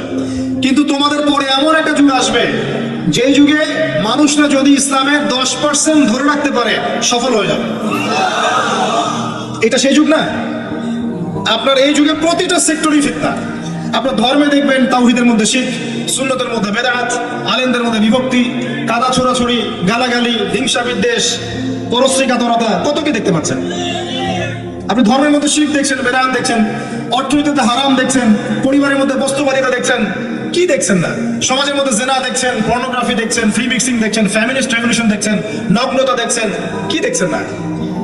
অর্থনৈতিক জীবনে আপনি এগুলো দেখছেন, বৈশ্বিক জীবনে আপনি মারামারি, কাটাকাটি, রাহাজানি দেখছেন, হত্যা, রক্তপাত দেখছেন। কোন যুগে বসে আছেন আপনি? এই যুগে আপনি 10% আমল করেন, জান্নাতি হয়ে যাবেন ইনশাআল্লাহ। আল্লাহ পাক তৌফিক দান করুন, কবুল করুন। একটা বিষয় হচ্ছে আমল করা, একটা বিষয় হচ্ছে আকীদা পোষণ করা। আমি যদি আকীদা পোষণ করি যে ইসলামের মধ্যে, কোরআন এবং সুন্নাহর মধ্যে প্রতিটা বিষয়ের সমাধান আছে, এটা যদি আপনি বিশ্বাস করেন, এরপরে অল্প আমল করেন, কোনো সমস্যা নেই ইনশাআল্লাহ। কারণ আপনার আকীদা ঠিক আছে। আপনি আমল করতে পারেন নাই, কিন্তু আকীদা ঠিক ছিল। আপনি মেনে নিয়েছেন লা ইলাহা ইল্লাল্লাহ, কোনো ইলাহ নেই আল্লাহ ছাড়া, মুহাম্মাদুর রাসূলুল্লাহ, কোরআন হুজ্জাতুল্লাহ, কোরআন আল্লাহর হুজ্জা, সুন্নাহ তরিকাতুন নবী, এটা আল্লাহর নবীর তরিকা। এগুলোর মধ্যে সবকিছুর সমাধান আছে, এটা আপনি মেনে নিয়েছেন মন থেকে। এবার আমল করতে গিয়ে আপনি পারছেন না, নামাজ পড়ছেন 5 ওয়াক্ত, হয়তো পরিবারটা ঠিক মতো করতে পারছেন না, চেষ্টা করছেন, হালালে থাকার চেষ্টা করছেন, কখনো কখনো হারাম ঢুকে যাচ্ছে, আপনি চেষ্টা চালিয়ে যাচ্ছেন ক্রমবর্ধমান ভাবে, কিন্তু আপনি আকীদা রাখেন এটাই চূড়ান্ত, এটাই সঠিক, ইনশাআল্লাহ আল্লাহ পাক আপনার সব গুনাহ মাফ করে দেবেন। আরেকজন ব্যক্তি আকীদাই রাখে না, সে মনে করে ইসলাম ওই যুগে চলতে, ওই যুগে চলে না, সে মনে করে কোরআন এবং সুন্নাহ সবকিছু নাই, আমার মস্তিষ্ক প্রসূত বুদ্ধি সবকিছু, কেউ মনে করে সায়েন্সই সবকিছু, কেউ মনে করে মানব রচিত বিধানই সবকিছু। কেউ যদি এগুলোকে চূড়ান্ত মনে করে তখন আমল আর কাজে আসবে না। এই বাতিল আকীদা নিয়ে বেশি বেশি আমল করেও লাভ নাই, আকীদা আগে স্পষ্ট করতে হয়, পরিষ্কার করতে হয়। আল্লাহ পাক আমাদেরকে পরিচ্ছন্ন আকীদা দান করুন, আমিন। রিজিকের ব্যাপারে প্রিয় ভাইরা সচেতন হয়ে যান। এরপরে চলে আসেন একটা মৌলিক জায়গায় আসবে, ফ্যামিলি। এখানে মা বোনরা আছেন, এখানে অনেক যুব সমাজের তরুণ তরুণীরা আছে, আমাদের পিতৃস্নেহ পিতৃমহ অনেক আমাদের পিতামহরা আছেন। এটা একটা ভালো সুযোগ এই পরিবার সম্পর্কে দুটো মৌলিক কথা বলার জন্য। আমি অনেকদিন থেকে যাচ্ছিলাম এমন একটা পরিবেশ। লিসেন ভাই, আল্লাহ পাক একটা আয়াতে বলেছেন, সূরা তাহরিম আয়াত নাম্বার 6, ইয়া আইয়ুহাল্লাযীনা আমানু, হে মুমিনগণ, কু আনফুসাকুম, নিজে জাহান্নামের আগুন থেকে বাঁচো, ওয়া আহলিকুম নারা, তোমার পরিবার বর্গকে বাঁচাও, আলাইহা মালাইকাতুন গিলাযুন শিদাদ, যেই জাহান্নামে কঠোর মনের ফেরেশতা আছেন, লা ইয়াসুনাল্লাহা মা আমারহুম ওয়া ইয়াফআলুনা মা ইউমারুন, আল্লাহ পাক তাদেরকে যে আদেশ করেন সে আদেশ পালনে তারা বিন্দুমাত্র ভ্রুক্ষেপ করে না, মানে বিন্দুমাত্র গাফিলতি করে না। আল্লাহ পাক ভয় দেখাচ্ছেন জাহান্নামে এমন ফেরেশতা আছেন, আল্লাহ যা আদেশ করবেন তাই করবে। এই জাহান্নাম থেকে নিজে বাঁচো, পরিবার বর্গকে বাঁচাও। নিজে বাঁচবো কিভাবে? আমি বলে দিয়েছি কিভাবে। আপনি জ্ঞান অর্জন করবেন, আমল করবেন, হালাল খাবেন, তাওহীদে থাকবেন, সুন্নতে থাকবেন, ইনশাআল্লাহ বেঁচে যাবেন। পরিবার বর্গকে বাঁচাবেন কিভাবে? আসেন শুরু করি, শুরু থেকে। শুরুটা হবে আপনার বিয়ে দিয়ে। এত এক্সাইটেড হওয়ার কিছু নাই, কারণ এটা এমন একটা বিষয় যেটা করেন নাই বলে এক্সাইটমেন্ট বাড়ছে, করার পরে পস্তাতেও পারেন। এটা এমনই দিল্লি কা লাড্ডু, যে খাবে সেও পস্তাবে, যে খাবে না সে বেচারাও পস্তাবে। তবে আপনারা খেয়ে পস্তান, আলহামদুলিল্লাহ। এমন ভাবে শুরু করেন না পরিবারটা যে আপনি একজন তরুণী, আপনি একজন তরুণ, বিয়ে করছেন, বিয়ের সময়ে দিনদারিতা বাদ দিয়ে অন্য কিছু দেখতে চায় না। যদিও বা অর্থ সম্পদ, বংশমর্যাদা, সৌন্দর্যের কথা হাদিসে এসেছে, হাদিসটা এমন নয় যে তোমরা 4টা গুণ দেখেই বিয়ে করো, এমন নয়। হাদিসটা এমন নয়, অনুবাদটা অনেকেই ভুল করে, অনেকেই ভুল করে। হাদিসে বলা হয়নি কখনো 4টা গুণ দেখেই বিয়ে করো, এটা নয়, বরং বলা হয়েছে 4টা গুণ দেখে বিয়ে করা হয়। কথা বুঝতে পারছেন? কেউ এটা দেখে, কেউ এটা দেখে, তোমরা দিনদারিতা দেখো, না হলে তোমাদের হাত ধুলোয় ধূসরিত হবে। হাদিসটা এমন। এক্ষেত্রে কি আমরা বলবো, প্রথমত বিয়েটাকে সহজ করে দেন। বিয়েটাকে সহজ না করলে সমাজে জেনা বাড়তে থাকবে, এবং জেনা বাড়ার কারণ আছে। যখন পর্নোগ্রাফিটাতে ফ্রি অ্যাক্সেস দেওয়া হয়েছে, মানুষ রাতের বেলা পর্ন দেখতে পারে, কেউ বাধা দেওয়ার নাই। উপরের সেকশন থেকে কিন্তু এটাকে বন্ধ করে দেওয়া যেত। পৃথিবীর অনেক কান্ট্রি আছে যেখানে অনেক কিছু চলে না। চাইনিজরা ফেসবুক ইউজ করে না, করে? ওরা কি উন্নত জাতি না? ওরা তো এখন আমেরিকাকে যদি বলে ওঠো, উঠবে, আমেরিকাকে বসতে বলে বসবে। ওরা এমন জায়গায় চলে গেছে। ওই ইউক্রেন ইস্যু নিয়ে আমেরিকা, ন্যাটো আর ব্রিটেন আর ফ্রান্স আর ইসরায়েল কিছুই করতে পারবে না ইনশাআল্লাহ, বিকজ এখানে একটা বড় অ্যালায়েন্স আছে চায়না এবং রাশিয়া। কিছুই করতে পারবে না। ওরা এর উদ্দেশ্য, যে উদ্দেশ্যে এটা কাজ করেছিল তারা, এটা তো সফল হবে না তারা ইনশাআল্লাহ। আজকের টপিক এটা না, আমি এদিকে যাচ্ছি না। মূল বিষয়টা হচ্ছে যে সহজ করতে হবে এটাকে। উপযুক্ত বয়স হয়ে গেলেই একটা উপার্জনের সোর্স খুঁজবেন আগে। বেকার অবস্থায় বিয়ে করতে যাবেন না, উপার্জনের সোর্স খুঁজবেন, তারপরে আপনি আপনার পরিবারকে বলবেন আমার বয়স হয়েছে, আমাকে বিয়ে দাও। এবার আসেন, বিয়ের সময় দিনদারিতা ছাড়া অন্য কিছু দেখতে যায় না। এরপরে যদি সে সুন্দর হয় বা সুন্দরী হয় বা ভালো বংশের হয়, অথবা দেখা যায় যে ভালো টাকা পয়সা বলা ইত্যাদি ইত্যাদি, এটা আপনার নূর না আলা নূর, এটা বোনাস।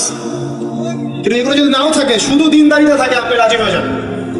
পরিবারের কর্তাদেরকেও বলবো যে মেয়ে বিয়ে দেওয়ার সময় ছেলের টাকা পয়সা দেখতে যায় না, ছেলের স্ট্যাটাস দেখতে যায় না বেশি বেশি।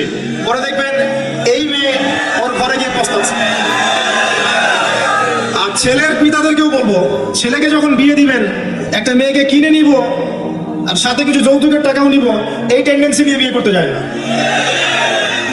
ওই বিয়েতে বারাকা বেশি, যেখানে খরচ কম, যেখানে বেশি হট্টগোল নাই। চট্টগ্রাম অঞ্চলের বিয়ের মতো না, একটা বিয়েতে মনে হয় 40-50 লাখ টাকা খরচ করে ফেলে, গেটেই সাজাবে বলে 4-5 লাখ টাকা খরচ করেছে। এই 5 লাখ টাকা দিয়ে, এই 5 লাখ টাকা দিয়ে আর মনে হয় 10টা-20টা পরিবারকে বিয়ে দেওয়া যাবে। হ্যাঁ, লোহার আংটি দিয়ে বিয়ে করেছে সাহাবী। লোহার আংটিও নাই তোমার বাসায়? বলছে না ইয়া রাসূলুল্লাহ, লোহার আংটিও তো নাই আমার বাসায়। তাহলে কি করবা? কোরআনের কয়টা সূরা জানো? এই সূরাগুলো জানি, এগুলো শিখিয়ে দিও, যাও, মোহর হয়ে গেছে। কত সহজ বিয়ে, কত সহজ। আর এখন যেটা হয়, মেয়ে খুঁজবে দিনদার বিল গেটস, আর ছেলে খুঁজবে দিনদার ক্যাটরিনা। কথা বুঝতে পারছেন? প্রিয় ভাইয়েরা, দিনদারি থেকে প্রাধান্য দেন, আর কিছু না। আপনি সফল হবেন ইনশাআল্লাহ, শান্তি পাবেন। এবং বিয়ের পরে আল্লাহর পক্ষ থেকে একটা ভালোবাসা আসবে। যদি আপনি দেখেন যে আপনার স্ত্রী খাদিজা রাদিয়াল্লাহু আনহার মতো, আয়েশা রাদিয়াল্লাহু আনহার মতো, হাজরা আলাইহিস সালামের মতো সবর করেওয়ালা, যে আপনাকে দিনের পথে এগোতে সাহায্য করে, তাহলে আর অন্যদিকে চোখ দেওয়ার দরকার নাই, রাজি হয়ে যান। এরপর আপনার পরিবার শুরু। এখানে উভয়ের মাঝে হৃদ্যতা, ভালোবাসা থাকতে হবে। তবে আরেকটা কথা বলে রাখি, সবাই মনোযোগ দিয়ে কথাটা শুনেন। একটা পরিবারের ভিত্তি শুধু ভালোবাসা দিয়ে টিকে থাকে না, একটা পরিবারের ভিত্তি টিকে থাকে আপোষের বিশ্বাসের উপরে। একে অপরকে বিশ্বাস করতে শিখতে হবে, একে অপরকে শ্রদ্ধা করতে হবে, একে অপরের সম্মান দিতে জানতে হবে। আপনাকে আপনার স্ত্রীকে আপন মনে করতে হবে, আপনাকে আপনার স্বামীকে আপন মনে করতে হবে। বাইরের মানুষ আপন নয়, এরা আপন আপনার। একজন লেবাস, পোশাক। এরপরে আপনি মোহর শোধ করেন, আপনি সন্তান সন্ততি নেন, সন্তান সন্ততিদেরকে আল্লাহ এবং তার রাসূলের আদর্শে বড় করে তোলেন। পরিবারের মধ্যে তালিম চালু করেন, তালিম। পরিবারের মধ্যে তাওহীদ রাখেন, সুন্নত রাখেন, একসাথে খেতে বসেন।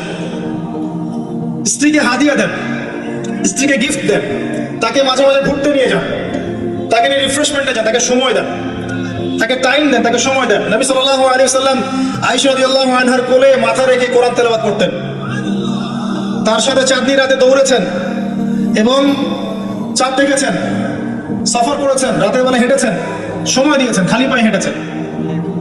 সময় দেন। এখন এমন একটা অবস্থা যে পুরুষদেরকে মনে করা হয় যে তারা হচ্ছে মানি মেকিং মেশিন, তারা খালি টাকা পয়সা মেক করবে, আর স্ত্রীরা হচ্ছে চুলা ঠেলবে সারাদিন। আমরা এমন মনে করে নিই আর কি। আবার এই যে ফ্যামিলিস্ট রেভলিউশন যখন থেকে আসছে, ফ্যামিলিস্ট রেভলিউশন কি জিনিস? দাজ্জালের ফলোয়ার্স আর কি, যে মেয়েদেরকে আপনি ঘরে রাখতে পারবেন না। তো তারা যখন থেকে এসেছে, ইমার্জ করেছে, তখন থেকে তার একটা কনসেপ্ট দিয়েছে যে পুরুষ আর নারী একে অপরের প্রতিদ্বন্দ্বী। দেখবেন প্রতিদ্বন্দ্বিতামূলক কথাবার্তা বলে। স্বামীর মুখের উপর তর্ক করতে যাবেন না, স্বামীকে বাইরের অনেকগুলো বিষয় ফেস করতে হয়। এখন স্বামী মনে করেন প্রশাসনে চাকরি করে, তাকে তার ডিউটি ফেস করতে হয়, তার বসকে মেনটেন করতে হয়, তার এগুলো সামলাতে হয়, তাকে বাজার ঘাট করতে হয়, সারাদিন পরিশ্রম করে সে বাসায় ঢোকার পরে আপনি মুখটা গোমরা করে বসে থাকেন। স্বামী আহলান সাহলান করেন না, তাকে একটু আদর করেন না, মহব্বত করেন না, তো অটোমেটিকলি আপনার দিক থেকে তার মনটা চলে যাবে অন্যদিকে। স্বাভাবিক।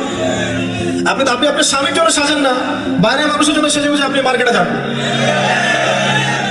প্রবলেম সেগুলা। এরা মনে করে স্বামী স্ত্রী একে অপরের প্রতিদ্বন্দ্বী, অথচ এরা একে অপরের পরিপূরক, একে অপরের পরিপূরক। উভয় হৃদ্যতা ভালোবাসায় পরিবার গড়ে ওঠে। যে পরিবারের মধ্যে হৃদ্যতা ভালোবাসা আছে, ওই পরিবারের বাচ্চা কাচ্চারা দেখবে বড় আলেম হবে, বড় নেতা হবে, বড় কিছু হবে ইনশাআল্লাহ। যেখানে এগুলো নাই, ওই সন্তানটা বড় হয় হতাশার মধ্যে, কাজের বুয়ার কাছে, ডে কেয়ার সেন্টারে। এরা তো বড় হয়ে জঙ্গি হবে, সন্ত্রাসী হবে, স্বাভাবিক। তারা প্যারেন্টিং দিতে পারে নাই। এরকম না বিষয়টা। সময় দিতে হবে, একে অপরের দায়িত্ব বুঝতে হবে, আপোষের মধ্যে বিশ্বাস থাকতে হবে, ভালোবাসা থাকতে হবে এবং সবরের মানসিকতা থাকতে হবে। মেয়েদের ব্যাপারে বলাই হয়েছে তারা বাঁকাহার, অতএব চাপ দিতে যায় না, ভেঙে যাবে। চাপ দিতে যায় না, ভেঙে যাবে। ওই অবস্থায় ছেড়ে দিলে ওই অবস্থায় থেকে যাবে। একটা কথা আমি বলি, আমি শিখেছি আমার লাইফ থেকে, আল্লাহ পাকের প্রতিটা সৃষ্টি এক একটা রূপক মেসেজ দিচ্ছে।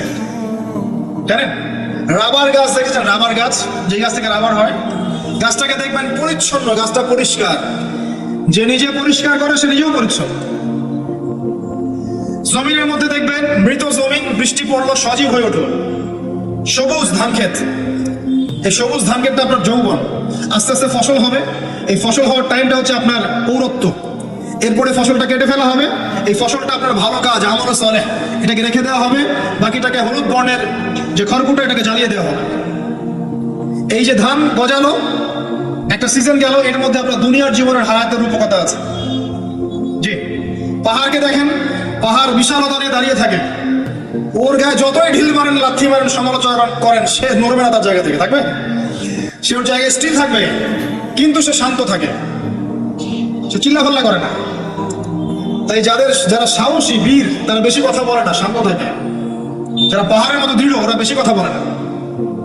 সাগরকে দেখেন, বিশাল সাগর, কক্সবাজারে যান, সাগরকে বিশাল সাগর গর্জন করছে, ভিতরে অনেক সম্পদ, অনেক মাখলুক আছে। আপনি সামনে গিয়ে দাঁড়ান, বিনয়ের সাথে আপনার পা ধুয়ে দিবে, কোনো অহংকার করবে না। প্রতিটা সৃষ্টি আল্লাহ পাকের এক একটা মেসেজ দেয়, ঠিক মেয়ে মানুষ একটা মেসেজ দেয়। কি মেসেজ? আল্লাহ পাক মানুষকে সবচেয়ে সুন্দর করে সৃষ্টি করেছেন, আর মানুষের মধ্যে মেয়েদেরকে সবচেয়ে বেশি সুন্দর করে সৃষ্টি করেছেন। আল্লাহ পাকের সবচেয়ে সুন্দর সৃষ্টি হচ্ছে মেয়েরা, এবং তারা খুব নরম হয়, নরম, প্রজাপতি ধরার মতো। প্রজাপতিকে ধপ করে ধরতে পারবেন না আপনি, শক্ত করে ধরতে গেলে প্রজাপতি নষ্ট হয়ে যাবে, মরে যাবে। প্রজাপতিকে কোমল ভাবে ধরতে হবে, ঠিক মেয়েদের সামনেও আপনার কোমল থাকতে হবে। বেশি হার্ড হতে যাবেন, শেষ। আমি আপনার গার্লফ্রেন্ডের সামনে কোমল হতে বলি নাই, আপনার ওয়াইফের সামনে হতে বলেছি। কোমল থাকলে আপনি জিতে যাবেন, দেখবেন দুনিয়ার চিল্লাফাল্লা করছে আপনার বাসায়, আপনি চুপচাপ আছেন, পাহাড়ের মতো কোমল আছেন। 5 মিনিট পর দেখবেন নিজেই ঠান্ডা হয়ে এসে বলছে, আচ্ছা সরি, ভুল হয়ে গেছে। আর যদি আপনি চিল্লাফাল্লার কাউন্টার দিতে যান, তারা দেখবেন সুটকেস গোছানো শেষ, বাবার বাড়ি চলে গেছে। ডিল করা খুব ডিফিকাল্ট। এখানে আপনাকে খুবই সবরের পরিচয় দিতে হবে, আল্লাহ পাক বোঝার তৌফিক দান করুন। আর আমরা মা বোনদেরকে রিকোয়েস্ট করব, 4টা মূলনীতি মেনে কাপড় চোপড় পরবেন। আপনার কাপড়টা এমন হবে না যে কাপড়টা পরলেও অঙ্গ প্রত্যঙ্গ দেখা যায়, বোঝা যায়, এমন হবে না। কাপড়টা এমন হবে না এত টাইট ফিটিং যে আপনার অঙ্গের উঁচু নিচু অবয়ব বোঝা যায়, এমন হবে না। কাপড়টা এমন হবে না যেটা অমুসলিমদের পোশাক, আর কাপড়টা এমন হবে না যেটা পুরুষদের পোশাক। এই মূলনীতিগুলো মেনটেন করে কাপড় পরবেন ইনশাআল্লাহ। এছাড়াও মেয়েদের কথায় পর্দা আছে, চলনে পর্দা আছে, ওঠা বসায় পর্দা আছে। নামাজ পড়ার সময় তাদেরকে কিছুটা শারীরিকভাবে নামাজ পড়তে হয়, তাদের চোখের দৃষ্টির মধ্যে পর্দা আছে। এগুলো কে শিখাবে এখনকার মেয়েদেরকে? সবসময় বিজি দেখবেন, নতুন কোন সিরিয়াল আসছে, নতুন কোন ফ্যাশন আসছে, নতুন কোন পার্লারে কি আসছে, কোন কাটিং আসছে, কোন নায়িকা আসলো। ওই যে বাংলাদেশে কোন এক নায়িকা আসছে, তাই নিয়ে মিডিয়াতে এমন তোলপাড়, মানে কি নাকি একটা অবস্থা। আল্লাহর কাছে তোমার কি মূল্য আছে? হে, আল্লাহর কাছে তোমাদের কি মূল্য আছে? তোমরা কি 5 ওয়াক্ত নামাজ পড়ো? তোমরা কি পর্দা করো? তোমাদের মধ্যে হায়াবোধ কিছু আছে? তোমরা মানুষকে ভালো কিছু শেখাও, সমাজকে ভালো কিছু দাও, শালীন কিছু দাও। আল্লাহর কাছে তোমাদের কি মূল্য আছে? নবী সাল্লাল্লাহু আলাইহি ওয়াসাল্লাম তো জাহান্নাম দেখে সেই কথাটাই বলেছেন, আমি জাহান্নাম দেখে আসলাম, সেখানে বেশিরভাগ অধিবাসী হচ্ছে মেয়ে, নারী। কি কারণ? তারা এমন কাপড় চোপড় পরে বাইরে ঘুরতো, যে কাপড় পরেও তারা নগ্ন থাকতো। আমি কি ব্যাখ্যা করতে হবে? আপনি দেখতে পারেন না? এবং তারা স্বামীর সাথে কুফরি করতো সারা জীবন। স্বামী যদি তাদের ভরণ পোষণ দেয়, ভালোবাসে, মহব্বত করে, তাদের জন্য জীবনটা ক্ষয় করে ফেলে, এক পর্যায়ে গিয়ে বলবে, সারাটা জীবন তোমার কাছে কিছুই পাইলাম না। বাস্তব। এগুলোর কারণে মেয়েরা বেশি বেশি জাহান্নামে যাবে, এবং তারা মানুষ মারা গেলে মাতুম করে, বুক পিঠ চাপড়ায়, এই কারণে যাবে, এবং তর্ক লাগলে অভিশাপ দেয় বেশি, এই কারণে যাবে। আল্লাহ পাক আমাদের মা বোনদেরকে হেফাজত করুন। তবে একটা হাদিস আছে সুসংবাদের, নবী সাল্লাল্লাহু আলাইহি ওয়াসাল্লাম বলেছেন, একজন নারী যদি 4টা কাজ করতে পারেন, জান্নাতের যে কোনো দরজা দিয়ে ইচ্ছা প্রবেশ করতে পারবেন। 1 নাম্বার 5 ওয়াক্ত নামাজ, 2 নাম্বার রমজান মাসে সওম, 3 নাম্বার আপনার লজ্জাস্থানের হেফাজত অর্থাৎ খাস পর্দা, এবং 4 নাম্বার আপনার স্বামীর আনুগত্য। ফ্যামিনিস্ট আকীদার মেয়ে হলে আনুগত্যকে দাসত্ব মনে করে, স্বামীর আনুগত্যকে তারা দাসত্ব মনে করে। স্বামী কে? স্বামীর সম্মান বোঝেন আপনি? স্বামী কে? যার ব্যাপারে নবী সাল্লাল্লাহু আলাইহি ওয়াসাল্লাম বলেছেন, আমি যদি আল্লাহ ছাড়া অন্য কাউকে সিজদা করতে বলতাম, তাহলে মেয়েদেরকে বলতাম তারা যেন স্বামীদেরকে সিজদা করে। আপনাকে আমি কিভাবে বুঝাবো স্বামীকে? স্বামীর মর্যাদা কোথায়? এগুলো কি ইসলাম মেয়েদেরকে ডমিনেট করছে এগুলো দিয়ে? কেন? এই স্বামী আপনার জন্য সারাটা জীবন ক্ষয় করে ফেলে। একটা চোর পর্যন্ত, একটা চোর, একটা করাপ্টেড মানুষ, দুর্নীতিগ্রস্ত মানুষ, সে চুরি করে, দুর্নীতি করে এনে বাচ্চাকে খাওয়ায়। একটা ধর্ষক পর্যন্ত ওর মেয়েকে আদর করে। পুরুষ মানুষ কি জিনিস কেমন করে বুঝবেন? সারাটা জীবন ক্ষয় করে ফেলায়। যদি আপনি তার আনুগত্য করেন, তার সামনে সুন্দর মতো থাকেন, তার কথার সাথে তর্ক না করেন, ভালোবাসা দিয়ে থাকেন, আপনার জন্য সে জীবন দিতে প্রস্তুত থাকবে। এরকম পুরুষ মানুষ, আপনাদেরকে কেউ চোখ তুলে তাকালো, চোখ তুলে ফেলাবে, এরকম পুরুষ মানুষ। আর এখন তো পরিস্থিতি ডিফারেন্ট। বাসায় পুরুষ বাইরের ছেলের সাথে ফোনে প্রেম হয়ে গেছে, পালাই চলে গেছে, বিয়ে করে ফেলছে। দেখবেন বাসায় স্ত্রী আছে, বাইরের মেয়ের সাথে প্রেম করে বিয়ে করা শেষ। বিয়ে করার সমস্যা নাই, আর ব্যভিচার করে ফেলছে। বিয়ে সে করতেই পারে, সে যদি সমতা রক্ষা করতে পারে, সেটা তার ডিফারেন্ট ইস্যু, এটা অন্য ইস্যু। তো স্বামীর আনুগত্য আপনি কিভাবে বুঝাবো? এটা দাসত্ব নয়। নবী সাল্লাল্লাহু আলাইহি ওয়াসাল্লাম বলেছেন, কোন স্বামী যদি কোনো স্ত্রীকে চায়, তার প্রয়োজনের জন্য চায়, মহব্বতের জন্য, স্ত্রী যদি চুলায় রান্না করতে থাকে, ওই রান্না ফেলে দিয়ে তাকে আসতে হবে। হাদিস। রাতের বেলা স্বামী স্ত্রী শুয়েছে, স্বামীর চাহিদা আছে, স্ত্রীর কোনো সমস্যা নেই, স্ত্রী ফিট, ইচ্ছা করি অহেতুক স্বামীকে বললো আমি রাজি না, উল্টা পাশে মুখ করে ঘুমিয়ে গেল। আল্লাহ নবী বলছেন, সারা রাত আল্লাহর পক্ষ থেকে একজন ফেরেশতা আসবে, এসে এই নারীকে অভিশাপ দিতে থাকবে। এখন একটা হাদিস শুনলে বলবে যে ইসলাম তো মেয়েদেরকে ছোট করছে। একজন মেয়ে তার, একজন স্বামীর কথা বলছেন, স্বামী তার মেয়ে, তার স্ত্রী, তার মা, তার বোন, সবাইকে তার মিরাসের হক দিতে হয়। একজন মেয়ে তার বাবার সম্পত্তি পায়, কোনো কোনো ক্ষেত্রে তার ভাইয়ের সম্পত্তি পায়, তার স্বামীটা তো পাই, তার ছেলেরটাও, নানি হলেও সম্পত্তির হক আছে। একটা মেয়েকে চতুর্দিক থেকে সিকিউর করা হয়েছে ইসলামে। তারপরেও কিছু ফ্যামিলিস্টের কারণে এরা বলবে যে মেয়েদেরকে ইসলাম ছোট করছে। হ্যাঁ, মেয়েদেরকে ইসলাম কেন ছোট করছে? কারণ পর্দা করে যে বাইরে বেরোতে বলেছে, ঢ্যাং ঢ্যাং করে নগ্ন হয়ে বেরোতে নিষেধ করেছে, এই কারণে। যদি বলে যে হ্যাঁ ইসলাম আপনাদেরকে ফ্রি মিক্সিং এর স্বাধীনতা দিচ্ছে, আপনারা সবাই ফ্রি মিক্সিং করেন, গেঞ্জি পরেন, টি শার্ট পরেন, স্যান্ডো গেঞ্জি পরে বাইরে ঘুরে বেড়ান, টাইট ফিটিং প্যান্ট পরে বাইরে ঘুরে বেড়ান, সব জায়গায় আপনারা ফ্রি মিক্সিং করেন, পর্ন দেখেন, জেনা করেন, মদ খান, ইসলাম খুব ভালো। তখন তোমাদের জন্য তো ইসলাম নয়, তোমরা জাহান্নামে যাও, আল্লাহ কি আসে যায়? ইসলাম তোমাদের জন্য নয়, তোমরা জাহান্নামে গিয়ে মরো, ইসলামের কিছু যায় আসে না। আল্লাহর ওয়াস্তে পারিবারিক আদর্শের দিকে ফোকাস করেন প্রিয় ভাই। নিচে জাহান্নামের আগুন থেকে বাঁচান, পরিবার বর্গকে বাঁচান, পরিবার একটা পার্ট হচ্ছে আপনার পিতামাতা। পিতামাতার সাথে খারাপ আচরণ করতে যায় না আল্লাহর ওয়াস্তে। সেই ব্যক্তির জন্য ধ্বংস, যার পিতামাতা বেঁচে আছে, তাদের হক আদায় করে সে জান্নাতে যেতে পারবো না, তার জন্য ধ্বংস। আরেকটা অংশ আছে আপনার সন্তান সন্ততি, বাচ্চা কাচ্চার প্যারেন্টিংটা খুব সুন্দর করে করেন। যখন আপনি স্ত্রীর সাথে মিলন করতে গিয়েছেন, তখন দোয়া পড়েন, আল্লাহুম্মা বিসমিল্লাহি আল্লাহুম্মা জান্নিবনি শাইতান ওয়া জান্নিবিশ শাইতান মা রাযাকতানা। আমার মনে হয় এখনকার জেনারেশন যেগুলো আছে ফাসিক, মাদক সেবন করে, পর্নোগ্রাফিতে আসক্ত, ইয়াবাখোর, স্মাগলিং করছে, চুরি করছে, হাবিজাবি, ধর্ষণ করছে, আমার মনে হয় না তাদের পিতামাতা তাদেরকে জন্ম দেওয়ার সময় দোয়াগুলো পড়েছিল। কারণ পিতামাতাকে দোয়া পড়লে ওই সন্তানকে শয়তান স্পর্শ করতে পারে না। সন্তান হবে, সন্তান ছেলে হোক মেয়ে হোক, আপনার এটা নিয়ে মন খারাপ করার কিছু নাই। একজন কন্যা সন্তানকে লালন পালন করে সৎপথে পাত্রস্থ করলে এই মেয়ে পরকালে আপনার জন্য জাহান্নামের আগুন থেকে ঢাল হয়ে যাবে। যার কাছে দুইজন মেয়ে আছে, দুইটা মেয়েকে সে ভালো করে মানুষ করেছে, নবী সাল্লাল্লাহু আলাইহি ওয়াসাল্লাম বলছেন সে জান্নাতে আমার সাথে এমন করে থাকবে, এইভাবে। কেউ যদি বিধবার দায়িত্ব নেয়, সেও নবী সাল্লাল্লাহু আলাইহি ওয়াসাল্লামের সাথে এইভাবে থাকবে। এতিমের দায়িত্ব নেয়, এইভাবে থাকবে। ফ্যান্টাসিতে ভুগছেন, একটা এতিম মেয়েকে বিয়ে করেন, একটা অসহায় তালাকপ্রাপ্ত মেয়েকে বিয়ে করেন, একটা বিধবা মেয়ে যার স্বামী মারা গেছে, কেউ নেই দেখা, তাকে বিয়ে করেন, তারপরে বোঝা যাবে আপনার মধ্যে কতটুকু দিন আছে। আর বর্তমান সভ্যতা আমাদের কি সমাধান দিবে? সবাই যদি দিনদার একটা করে ক্যাটরিনা খোঁজে, এই এতিম, এই বিধবা, এই যাদের দেখার কেউ নাই, এই মেয়েগুলা কি রাষ্ট্রের সম্পত্তি হয়ে থাকবে? এদের দায়িত্ব কে দিবে? পুরুষরা যদি দায়িত্ব না নেয়, কে দায়িত্ব নিবে? এখন কেউ যদি ওদের দায়িত্ব নিতে যায়, তখন তাকে আবার খারাপভাবে উপস্থাপন করা হয়, এই ব্যক্তির মনে হয় চরিত্র খারাপ। কিন্তু এদিকে বাইরে 10টা জেনা করে বেড়াচ্ছে, কোনো সমস্যা নাই, এগুলো কুস্কায়। এইসব জাহেলদের জন্য ইসলাম নয়। ইসলামের প্রতিটা বেসিক ফান্ডামেন্টাল মানবতার কল্যাণের জন্যই। এগুলোকে ফরজ করা হয়নি, আপনি নফল, আপনার সামর্থ্য থাকলে আপনি করতে পারেন, না করলে কোনো সমস্যা নেই। কেউ যদি করে যে ইসলাম পরিপূর্ণরূপে পালন করার চেষ্টা করছে, এটার উপরে আমল করার চেষ্টা করছে, তাহলে আপনি তাকে ক্রিটিসাইজ করছেন কেন? কি সমস্যা? আরেকটা পার্ট হচ্ছে সন্তান সন্ততি।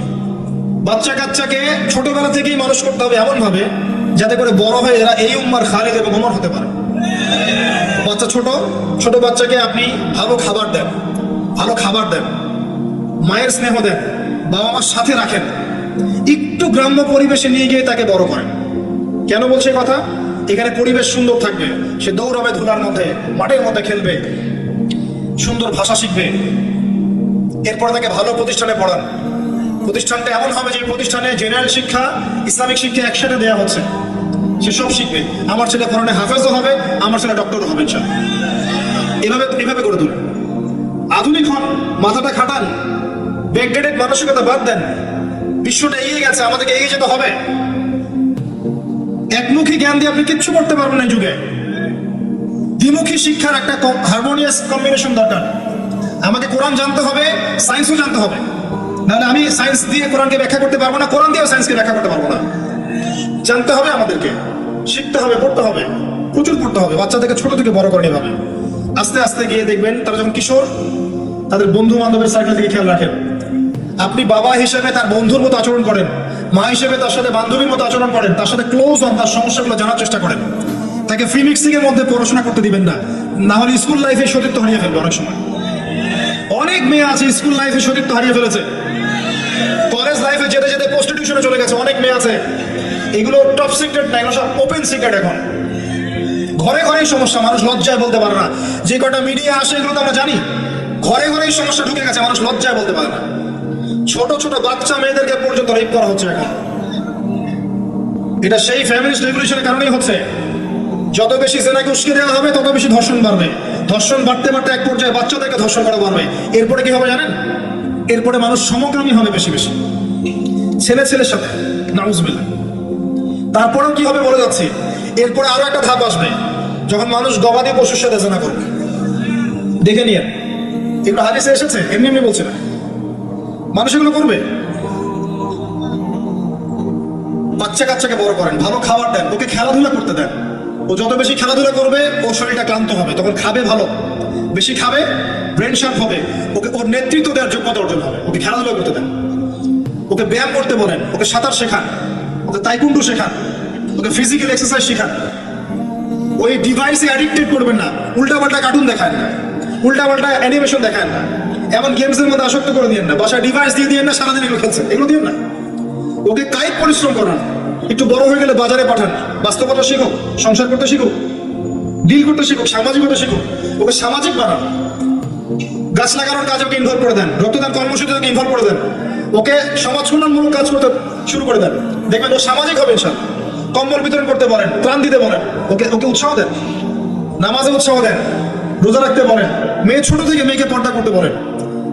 ও দেখবে যে আমার মা যখন বাইরে যায় তখন এই পোশাকে বাইরে যায়। আলহামদুলিল্লাহ, আমি দোয়া করি আল্লাহ পাক আমার মেয়েকে যেন খাদিজা রাদিয়াল্লাহু আনহার মতো কবুল করে। আমাকে বলেছে যে বাবা আমি 5টা বোরখা নিব। ওর বয়স 3 বছর। ওকে ওর মা বলেছে যে বাইরে যেতে হবে বাবার সাথে একটা প্রোগ্রামে। বলছে আমি বোরখা পরবো না হলে যাবো না।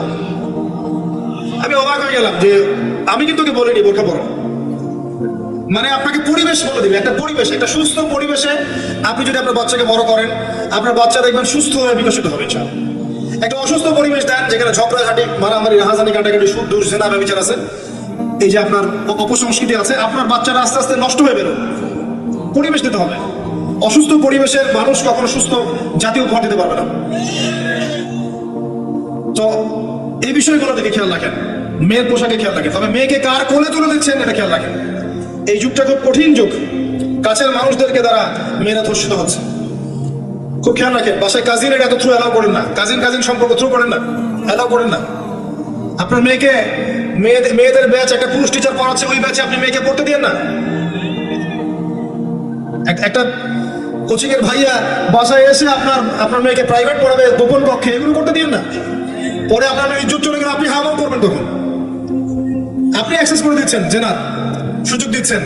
শয়তান উস্কে দিবে, শয়তান তো চাচ্ছেই জেনা করাতে। মেয়েদেরকে মেয়েদের পরিবেশে পড়ান, ছেলেদেরকে ছেলেদের পরিবেশে পড়ান। ওরা বড় হোক, ম্যাচিউরড হোক, যখনই বিয়ের বয়স হয়ে যাবে দ্রুত বিয়ে দিয়ে দেন। বিয়ের পরে এরা পড়াশোনা করুক।